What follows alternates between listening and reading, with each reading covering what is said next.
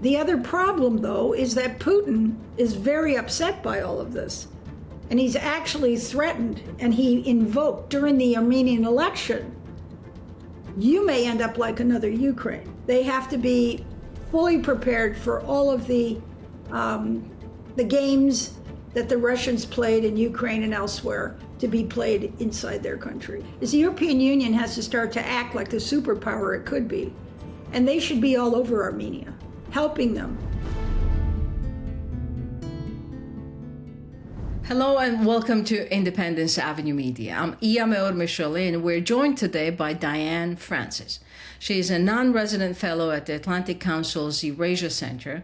She's also a well-known journalist, author, anchor, broadcaster, and editor-at-large at the National Post in Canada. And with that, Diane, thank you very much for joining us today. It's a pleasure to both talk to you and see you on the screen here. Let's start from the elections in Armenia. On Sunday, Armenians, it seems to be, the results are not fully out or officially confirmed until next Sunday, but it seems like Pashinyan's party, Civil Contract, has won re-election in the parliament. What do you think, how do you assess that election? What do you think it means for Armenia in this case? Well, I think it's good news for the Armenian people to choose Europe over Russia or the status quo. But I think they're entering dangerous territory now. I think that the Russians have a playbook to try and discipline the nearer broad countries, which didn't work in Ukraine and didn't work in Georgia. But they're going to try it in Armenia, even so. And there's a lot of, it'll be difficult. I think they'll be okay because Trump has weighed in support of the new leader. That's helpful. That wasn't in place when Ukraine was fending off Russian influence after it started to go down the path toward becoming European, but it's somewhat helpful.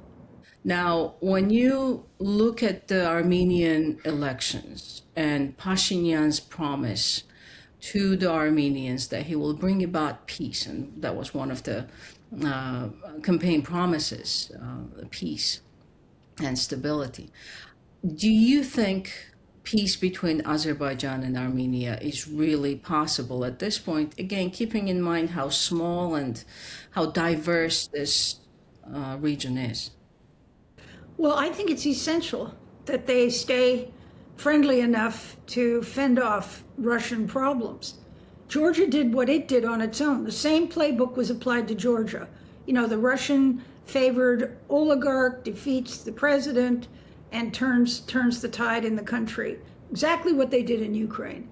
Armenia's task is a little different, and I think it's interesting because some reports I've read, I'm not an expert on Azerbaijan, but despite the fact that Azerbaijanis and Armenians have had fights and really are rivals, the Azerbaijanis wanted this guy to get elected because the last thing they wanted was Russia to control Armenia. So in a strange way, the two foes have to become friends if they both want to fend off a Russian incursion eventually, or Russian interference eventually. And then at the same time, and it looks like they've set aside their differences over that territory.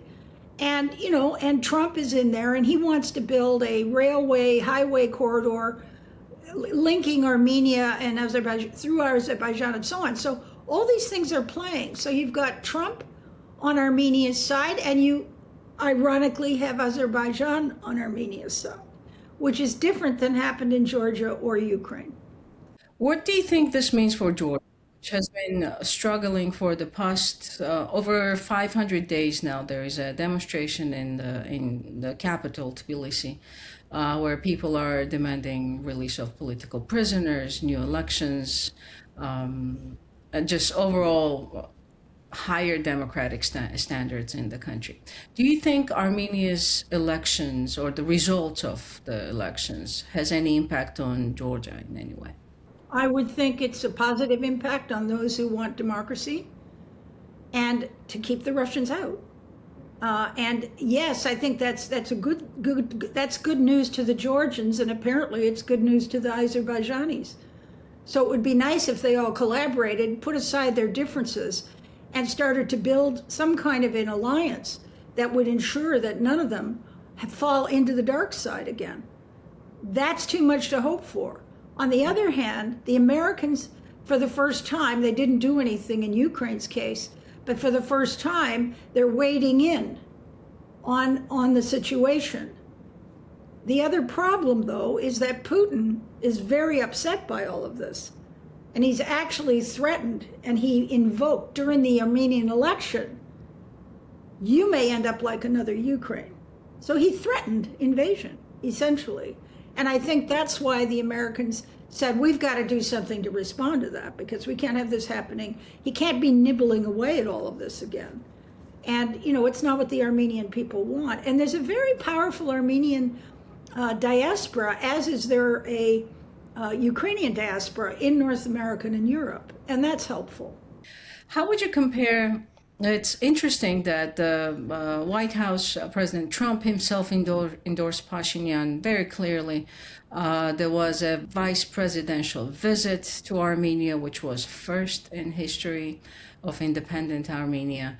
Marco Rubio visited, and we're talking only about just a few months, not the duration of the whole administration. So you explained how or why the Trump administration may be interested in a stable and democratic Armenia and the region.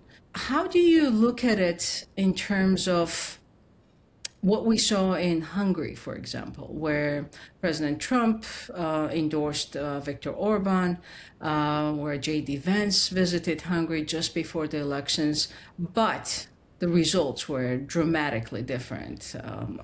Hungary's now Prime Minister, Peter Magyar, won overwhelmingly in the election. So what is the difference between the two? How do you explain that?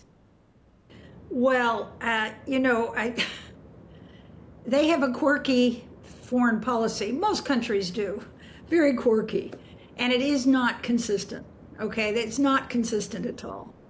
But however, I think that they are intelligent enough to know that Armenia has to be propped up and supported, as Georgia has been, and Azerbaijan too, eventually, to avoid another Ukrainian nightmare. They know that Russia will pounce, will move in and destroy these countries and their leadership and, you know, take over these people's lives in a bad way. So his moves in Armenia, their moves in Armenia, are designed to keep Russia out of the Caucasus, to stop the imperialism from spreading more and beyond the fact that they're trying to gobble up Ukraine. The Hungarian thing, and this is the quirkiness and the inconsistency, the Hungarian thing is more about American domestic politics than about Hungarian politics. The MAGA movement that supports Trump adopted, and Tucker Carlson and all these crazy right-wingers adopted Orban as their poster child. He was right-wing, he didn't like immigration, you know, they liked him, and he also tweaked the nose of the Europeans, who they basically have never liked very much because they haven't paid their military share of NATO. So it's complicated, but that's why the inconsistency, because you're absolutely right in asking the question, because, you know, Orban was an awful leader, a corrupt leader, and yet they liked him. And this guy in Armenia is a good guy, and they like him. So there's a lot of extraneous policy issues that surround these decisions. From Russia's perspective, before the elections, Russia threatened, as you said, both military action, and Russia decreased the trade with Armenia, threatened to cut off energy, which Armenia gets 82% of its natural gas from Russia. So you can imagine the sort of crisis that could create in the country if Russia cuts it off or increases price. How do you think Russia is perceiving this? Especially not Russia, but Kremlin and President Putin himself. So we saw elections in Hungary where Viktor Orban, a close ally of President Putin, was defeated. We see what's happening in Iran. We saw what happened in Venezuela, and these are distant regions, not Caucasus per se, but we're seeing the Trump rout in the South Caucasus and now Armenian elections and Moldovan elections before that. So long story short, basically, how do you think Russia is viewing this? Do you think Putin is thinking that he's losing some sort of strategic leverage on the region? Well, he's not winning in Ukraine. And he didn't win in Georgia either. And I think the fact that Trump has gone to bat for Armenia means, hands off, buddy. You can't go any further. He can't be happy, but he's also been warned. Okay, he's been truly warned. And the other thing that I think is needed, and I hope comes down the pike, and it's starting to, is the European Union has to start to act like the superpower it could be. And they should be all over Armenia, helping them. Not boots on the ground, but compensating and creating trade connections and that sort of thing, and diplomatic support. And so, the oil thing is a very real problem. But remember, Putin tried that with Europe. He threatened before invading Ukraine that Europe would be cut off from all of its oil and gas from Russia. And then he did it. And Russia and the Europeans scrambled like crazy and have completely gotten off of Russian energy, except for Hungary, which is a Russian, because of Putin's Russian partnership, and Serbia. So they're completely off. I mean, he lost the biggest customer marketplace he'd ever had, Putin. And the same thing can be happening, could happen with Armenia. Energy can be gotten for them, obtained for them somehow. And not from Iran, but somehow. And they just have to be able to get energy, and they can't be tied to that regime because that's always trouble. Exactly, yes. Where do you put Turkey in this situation? Armenia and Turkey don't have diplomatic relations, but recently we've seen that there is some movement in that direction. And Pashinyan for sure wants to stabilize relations with Turkey. So how do you see the role of Ankara in the Caucasus, especially now after this election? Turkey is a very interesting country diplomatically.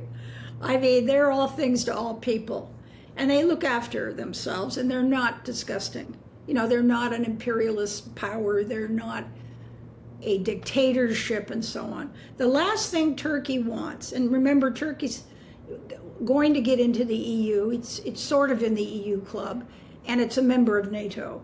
And it has the biggest military in NATO apart from the United States. So Turkey is influential in many ways, and the last thing Turkey wants is a Putin puppet along its border in Armenia.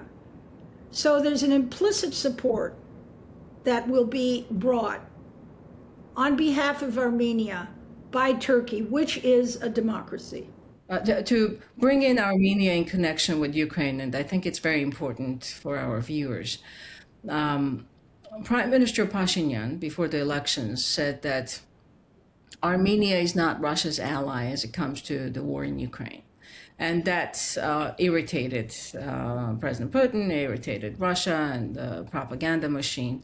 So maybe if you could address this question starting from the Armenian perspective, what does that mean for Russia militarily when Armenia, which hosts a large Russian military base on its territory, is saying that we're not partners?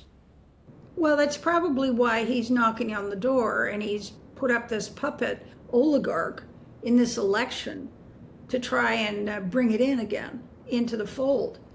That's not going to work, and Trump is onto it now. The Americans are onto it, the Europeans are onto it. So, Armenia has to do a careful balancing act here to avoid having the bear come in actually and take over the country or part of it. It's in peril. This is perilous. So it has to be done carefully and diplomatically. Now, you already have the Americans and Europeans siding with Armenia's right to become whatever it wants to be, which looks like a democracy.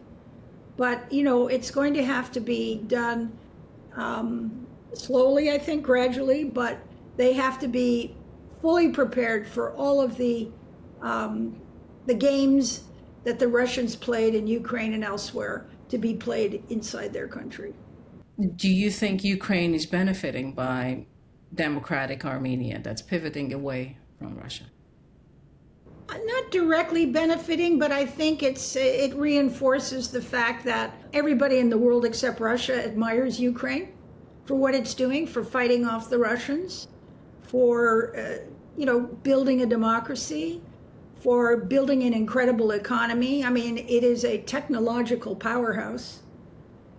Ukraine is an amazing place, and they will join the European Union eventually and be the Silicon Valley of the whole continent.